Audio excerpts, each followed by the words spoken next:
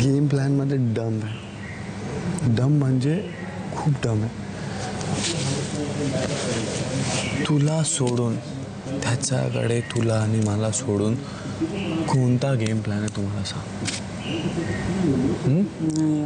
ना तो team lead करू शकतो, ना तो स्वतःला वाचू शकतो. जर तू त्याच्यासोबत खेळली होती त्याने स्वतः पण डुबला आणि तुला पण डुबून गेलं तर, है ना.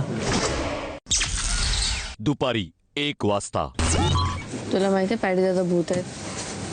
गप नका फिर. खरं सांग. तुला नाही माहिती ही गोष्ट, आम्हा दोघांनी पाहिलेली ही गोष्ट. त्यांचे रात्रीच्या वेळेस तू जरा तू बघशील ते रात्री कसे झोपतात बघितलंस ना. गप बसा नका. त्यांचे पाय वाकडे होता. तू आज रात्री बघशील. रात्रीचं तुला विश्वास नाही होता तू आज रात्री बघशील. आम्हा दोघांना माहिती आहे. म्हणून त्यांना आणलंय इकडे घाबरवायला. म्हणून तर त्यांनी बोर्डावर रात्री लिहिलं नव्हतं का. रात्री बोर्डवरती कोणी लिहिलं.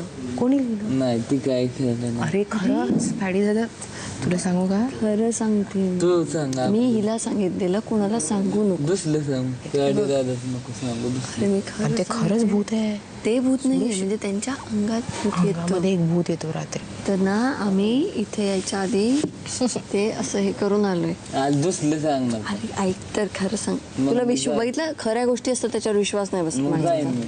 नाही. जाऊ. आणि ते भूत कसं आहे माहितीये मुलगी खूप आहे ती. प्रेमळ आहे. मुलगी आहे ती म्हणजे भूत. माझ्यासारखंच आहे खूप छान अगदी असं. म्हणून ते तुझी असं काळजी घ्यायला लावतं त्यांना असं. आणि ते सांगतं सूरजला हे कर ते कर. पण आता काय झालंय माहितीये ते भूत त्याला असं वाटायला लागलं की आता सूरजला चांगलं समजवलं गरजेचं आहे. म्हणून ते काय करतं सांग कधी कधी बघ तुला सांगतात हे कर. त्यांनी काल तुला शर्टची घडी घालायला शिकवली ना. शिकवली की नाही. मला कसं माहीत असणार सांग. ती मला सांगते सगळं सांगते की मी पॅडी दादांकडनं सूरजसाठी नाव काय असं चांगलं करून घेते. अलवंती. खरं सांग नाव आहे तिचं. ती तुझ्यासाठी आतापर्यंत चांगलं विनोबा चांगलं वाटत करून होतं. घेते. म्हणजे सूरजने हे शिकावं सूरजने ते करावं असं. पॅडी दादा तुला असं कळलं. चांगलं आहे चांगलं भूत आहे. 45वा दिवस.